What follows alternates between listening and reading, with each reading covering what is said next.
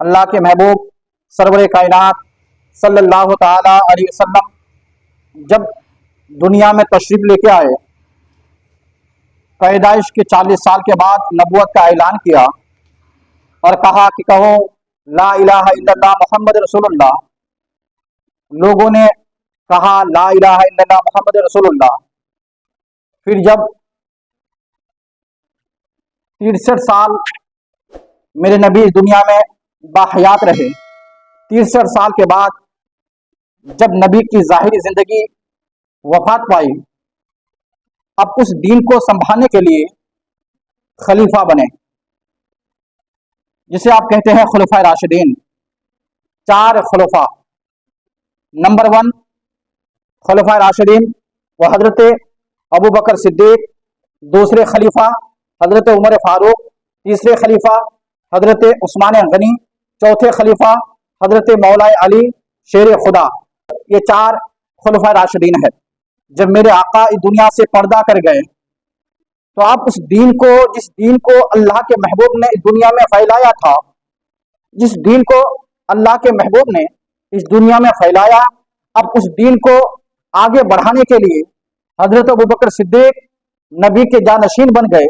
تمام صحابہ کے فیصلے سے حضرت ابو بکر صدیق خلفائے راشدین بنے، امیر المؤمنین بنے۔ حضرت ابو بکر صدیق تقریباً 2.5 سال کی حکومت کی۔ 2.5 سال میں جگہ جگہ اسلام کا جھنڈا لہرایا۔ پھر حضرت ابو بکر صدیق کے بعد صحابہ کرام کے فیصلے سے حضرت عمر فاروق خلیفہ بنے، جانشین بنے۔ پھر حضرت عمر فاروق رضی اللہ تعالیٰ عنہ تقریباً 10 سال کی حکومت کی، اور اس 10 سال میں جگہ جگہ حضرت عمر فاروق اسلام کا جھنڈا اونچا کیا۔ پھر جب حضرت عمر فاروق کے بعد پھر صحابہ کرام کے فیصلے سے حضرت عثمان غنی رضی اللہ تعالیٰ عنہ کو خلیفہ بنایا گیا، جانشین بنایا گیا۔ پھر حضرت عثمان غنی رضی اللہ تعالیٰ عنہ تقریباً 12.5 سال کی حکومت کی، اور اس 12.5 سال میں جگہ جگہ حضرت عثمان غنی رضی اللہ تعالیٰ عنہ نبی کے دین کو آگے بڑھایا۔ پھر جب حضرت عثمان غنی رضی اللہ تعالیٰ عنہ کے بعد پھر صحابہ کرام کے فیصلے سے حضرت مولا علی شیر خدا داماد پیغمبر، پھر وہ جانشین بنے، حضرت علی خلیفہ بنے، اور حضرت علی تقریباً 4 سال کی حکومت کی، اور 4 سال میں جگہ جگہ نبی کے دین کو آگے بڑھایا۔ اب یہاں تک معاملہ ٹھیک تھا۔ پھر جب حضرت علی شیر خدا داماد پیغمبر جب اس دنیا سے رخصت کر گئے، اس وقت جو ہے کچھ لوگ تو حضرت علی کے بڑے صاحبزادے امام حسن کو اپنا امیر مانا، اور کچھ لوگ حضرت امیر معاویہ رضی اللہ تعالی عنہ کو اپنا امیر مانا۔ خلفاء کا جو دور تھا، میرے نبی فرمایا تھا کہ خلیفہ کا دور جو ہے وہ 30 سال کا رہے گا۔ تو امام حسن رضی اللہ تعالی عنہ وہ 8 مہینہ خلافت سنبھالتے رہے، لیکن جب 8 مہینہ ہو گیا تو یہ 4 خلفاء جو تھے، حضرت ابو بکر صدیق، حضرت عمر فاروق، حضرت عثمان غنی اور حضرت علی، یہ چاروں خلفاء کا جو دور، یہ تقریباً جو ہے 29 سال 4 مہینے کا جو ہے یہ خلیفہ کا دور رہا ٹوٹل۔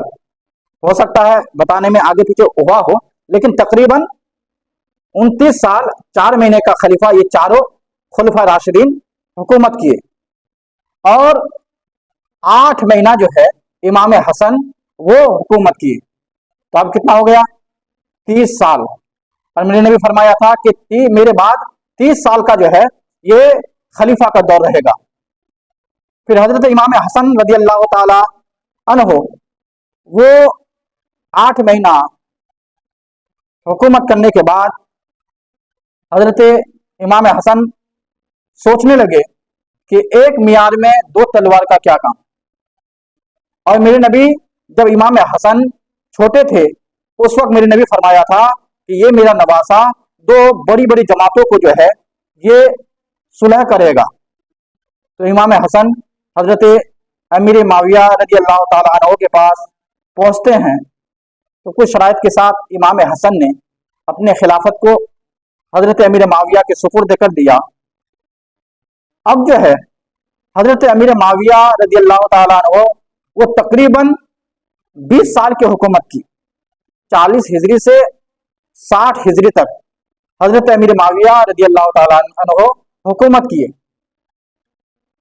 60 हिजरी में हजरत अमीर माविया का इंतकाल हुआ। तो हजरत माविया का एक बेटा था जिनका नाम यजीद था। जब हजरत माविया रजी अल्लाह ताला अन्हु इस दुनिया से रुखसत किए तो फौरन वो यजीद ये ऐलान कर दिया कि मेरे बाप अभी दुनिया से चले गए, अब उसकी कुर्सी को संभालने के लिए उसका बेटा यजीद आ गया है। और लोगों को ऐलान कर दिया और कहा कि सभी लोग मेरे हाथ आकर बैयत कर ले। तो मुल्क शाम में कुछ लोग थे, उन्होंने बैयत किया। और उस वक्त जो है जब यजीद कुर्सी पर बैठा, यजीद ने ऐलान किया कि लोगों मेरे हाथ में आकर बैयत करो।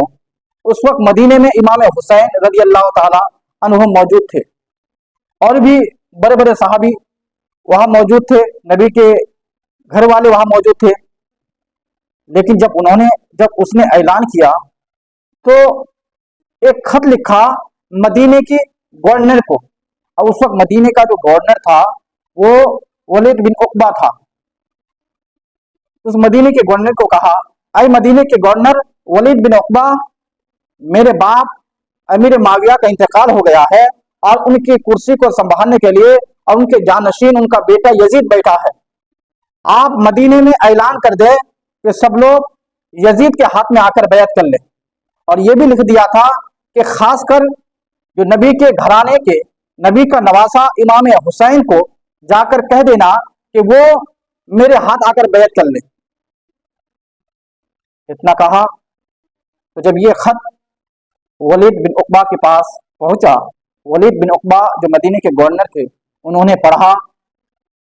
तो उन्होंने इमाम हुसैन को अपने गवर्नर हाउस में बुलाया और कहा कि इमाम हुसैन, मुल्क शाम में हजरत अमीर माविया रजी अल्लाह ताला अन्हु का इंतकाल हो गया और अब उनका जानशीन उनका बेटा हो गया है। और खत में ये लिख कर भेजा है कि मैं मदीने में ऐलान कर दूं, और ये भी लिख के भेजा है कि आपको यजीद के हाथ बैयत करने बोले हैं, यानी यजीद को अपना अमीर मानने बोले हैं, अपना इमाम मानने बोले हैं। तो इमाम हुसैन कहने लगे कि वलीद बिन उकबा, तुम जानते हो कि यजीद एक पलीद इंसान है, यजीद एक नापाक इंसान है, यजीद वो नमाज को तर्क करता है, वो यजीद वो बंदरों से खेला करता है, वो यजीद जिनके लिए शराब आम है, वो मुसलमानों के अमीर कैसे बन सकता है, वो मुसलमानों का इमाम कैसे बन सकता है, जिससे जो नमाज ना पढ़े उसको कैसे इमाम बना सकते हैं। तो इमाम हुसैन कहने लगे कि वलीद बिन उकबा, मैं उनके हाथ बैत नहीं कर सकता। इमाम हुसैन रजी अल्लाह ताला अन्हु उस वक्त वहां से वापस हो जाते हैं और फिर घर को पहुंचते हैं। फिर जो है वही वलीद बिन उकबा अपने पास फिर दूसरे मर्तबा बुलाते हैं और कहते हैं कि इमाम हुसैन, हमें पीछे से प्रेशर दिया जा रहा है कि आपको कहा जाए और आपसे जबरदस्ती जो है ये यजीद का बैत लिया जाए, लेकिन मुझसे ये नहीं होगा। वलीद बिन उकबा कहने लगे कि मुझसे ये नहीं होगा, आप नबी के नवासे हैं, आप नबी के घराने से हैं, लेकिन मैं आपके साथ जबरदस्ती नहीं कर सकता। इसलिए इमाम हुसैन, या तो आप यजीद के हाथ बैत कर ले या फिर कोई आप अपना रास्ता ढूंढ ले। इतना कहा तो उस वक्त जो है उसी जगह वही जो है एक बंदा था जिनका नाम मरवान बिन हकम था। और ये मरवान बिन हकम जिनके बारे में जब ये पैदा हुआ था तो मेरे आका फरमाया था कि गिरगिट का बेटा गिरगिट पैदा हुआ, तो वहां वो मौजूद था। तो उसने कहा کہ वलीद बिन उकबा, तुम क्या इमाम हुसैन से, क्या हुसैन से तुम प्यार से बात करते हो? अगर इससे कहो कि अगर ये यजीद का बैत कर ले तो ठीक है, नहीं तो इसे कत्ल कर दो। इतना कहा तो इमाम हुसैन जोश में आ गया और कहा, क्या तुम मुझे कत्ल करने की बात कर रहे हो, नबी के नवासे को कत्ल करने की बात कर रहे हो? अल्लाहु अकबर। जब ये कहा तो वो इमाम हुसैन कहने लगे, अय वलीद बिन उकबा, आप मुझे अपने हाल में छोड़ दो, मैं खुद अपना रास्ता अख्तियार कर लूंगा। हजरत इमाम हुसैन फिर घर वापस आते हैं और आकर कहते हैं कि अय मेरे घर वाले, मेरे चाहने वाले, अब हमारे लिए मदीने की जमीन तंग हो गई है, अब हमारे लिए मदीने की जमीन तंग हो गई है, हमें मदीना छोड़ना पड़ेगा। अल्लाहु अकबर। जिनकी जिंदगी, जिनकी बचपना मदीने में गुजरा हो, जिनकी जवानी मदीने में गुजरा हो, जिनकी माँ मदीने में मौजूद हो, जिनके नाना जान का रोजा पाक मदीने में हो, अगर वो मदीने को छोड़ने की बात करे कितनी तकलीफ होगी। आप ही लोग बताइए कि यहाँ अक्सर लोग जो है, कोई बिहार से होंगे, कोई बंगाल से होंगे, और आप यहाँ अपने काम के लिए आए हैं, लेकिन आप अपने दिल में हाथ रखकर बताइए कि जब आप अपने घर से निकलते हैं तो आपको कितनी यादें सताती हो, तो आपको कितनी यादें सताती है। कभी दोस्त का याद आता है, कभी माँ बाप का याद आता है, कभी भाई बहन का याद आता है। तो आप लोग सोचिए, जब घर को छोड़ते हैं तो कितनी तकलीफ होती है। अब इमाम हुसैन जिनके बचपना मदीने में गुजरा हो, जिनकी जवानी मदीने में गुजरा हो, जब वो मदीने को छोड़ने की बात कर रहे थे तो कितनी तकलीफें होगी। अब इमाम हुसैन अपने घर वाले से जाकर कहा कि मेरे घर वालों, अब हमें मदीने को छोड़ना पड़ेगा, अब ये जालिम हमें मदीने में रहना दुश्वार कर देगा। इमाम हुसैन कहने लगे कि अब मदीने की जमीन हमारे ऊपर तंग हो गई है, अब हम मदीने में नहीं रह सकते, अब हमें मदीने को छोड़ना पड़ेगा। ये कह के उनके तमाम घर वाले कहने लगे कि इमाम हुसैन, हम भी आपके साथ मदीने को छोड़ेंगे। वो इमाम अपने नाना जान के रोजाए पाक में जाकर लिपट कर रोने लगे और कहने लगे, अरे नाना जान, अब हम मदीने को छोड़कर जा रहे हैं।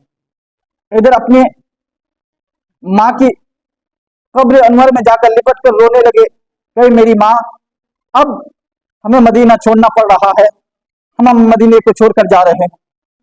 अब वो इमाम हुसैन, शाबान का महीना है, इमाम हुसैन शाबान के महीने में रात ही रात अपने ऊंट पर सामान को लादा और मदीने वाले पूछते थे कि इमाम हुसैन आप कहाँ जा रहे हो? तो मेरे इमाम कहने लगे कि हम मक्का हज करने के लिए जा रहे हैं, जब हम हज कर लेंगे फिर हम वापस आ जाएंगे, हज करने के लिए जा रहे हैं। तो इमाम हुसैन अपने तमाम घराने के साथ ऊंट में सवार होते हैं और निकल पड़ते हैं मदीने से हिजरत करके मक्के की तरफ। जब मक्का को पहुंचते हैं और वहां के लोगों को मालूम होता है कि नबी के घराने मदीने को छोड़कर मक्का आ गया है, तो वहां के लोग अच्छी तरीके से खैर मकदम करता है, इस्तकबाल करता है, अच्छी तरीके से ताजीम और तौकीर करता है। अल्लाहु अकबर। और मक्के वाले कहते हैं कि इमाम हुसैन, आप मदीने को छोड़कर आ गए तो बहुत अच्छा हुआ, इसलिए कि वो यजीद, अगर आप मदीने में रहते तो यजीद आपके साथ जंग करता, हो सकता था कि आपको कुछ तकलीफ पहुंचाता, लेकिन यहाँ मक्के में एक चूटी भी मारना जायज नहीं है, आप मक्के में सलामत के साथ रहेंगे। इतना कहा तो इमाम हुसैन, शाबान के बाद रमजान का महीना आया, रमजान मक्के में गुजारा, रमजान के बाद सव्वाल का महीना आया, सव्वाल का महीना आने के बाद एक जगह है कि कूफा, ये कूफा जो है ये बड़ी मशहूर जगह है।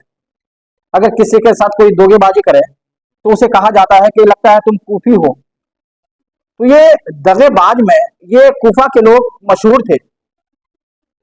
तो वो कूफा वाले को जब मालूम हुआ कि इमाम हुसैन यजीद के हाथ बैत नहीं किया है, اور इमाम हुसैन मदीने को छोड़कर मक्का चला गया है, तो वो कूफा के लोग अब इमाम हुसैन को खत लिखना शुरू किया और ये कहा कि इमाम हुसैन, हम कूफा वाले हम यजीद को अपना अमीर नहीं मान रहे हैं, अपना खलीफा नहीं मान रहे हैं, हम यजीद के हाथ पर हम कूफा वाले नहीं बैठ किए हैं, हम चाहते हैं कि आप कूफा पहुंच जाइए और हम सभी लोग आपके हाथ पर बैत करना चाहते हैं।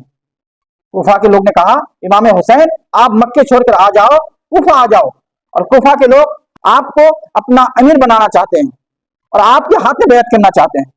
इतना कहा तो इमाम हुसैन इन बातों को नजरअंदाज कर दिया, इसलिए कि इमाम हुसैन जानता था कि वहां के लोग दगेबाज हुआ करता है। नजरअंदाज कर दिया। तारीख में आता है कि 150 खतूत कूफा वालों ने इमाम हुसैन को भेजा और यही कह के भेजा कि इमाम हुसैन आप मक्के छोड़कर कूफा आ जाओ। बार बार यही खतूत। तो वहां के जो बड़े बड़े साहबी थे, उनके घर वाले थे, वो लोग कहने लगे, इमाम हुसैन हमें कूफा के लोगों के बातों में यकीन नहीं करनी चाहिए, इसलिए कि कूफा में आपके बाप हजरत अली उनको शहीद किया गया, कूफा में ही तेरे बड़े भाई इमाम हसन रजी अल्लाह ताला अन्हु को जहर दिया गया था, तो हमें कूफा के लोगों के ऊपर भरोसा नहीं करनी चाहिए। और ये कूफा का जो शहर था ना, ये हजरत अली ने आबाद किया था। इमाम हुसैन उनकी बातों को नजरअंदाज करता गया। फिर आखिरकार एक खत और आया, जिस खत में ये लिखा हुआ था कि इमाम हुसैन, हमने कई खत आपके नाम पे लिखा लेकिन आपने कुछ जवाब नहीं दिया।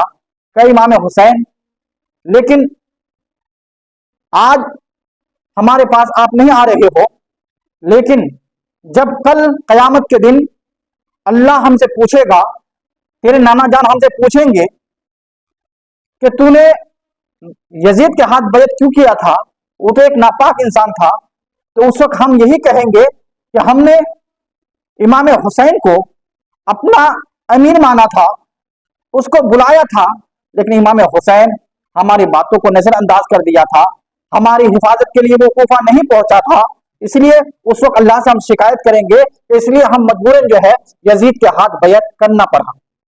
जब ये बात खत में लिखा हुआ था, जब इमाम हुसैन ने पढ़ा तो इमाम हुसैन जो है कांप गए और कहा कि अब हमें जो है कूफा जाना ही पड़ेगा, इसलिए कि दुनिया में हमारे साथ कोई कुछ कर दे हमें बर्दाश्त हो जाएगा, लेकिन अगर कोई आखिर में कल कयामत के दिन हमसे, मेरे नाना जान से कोई शिकायत कर दे, उस वक्त मैं कैसे मुंह दिखाऊंगा।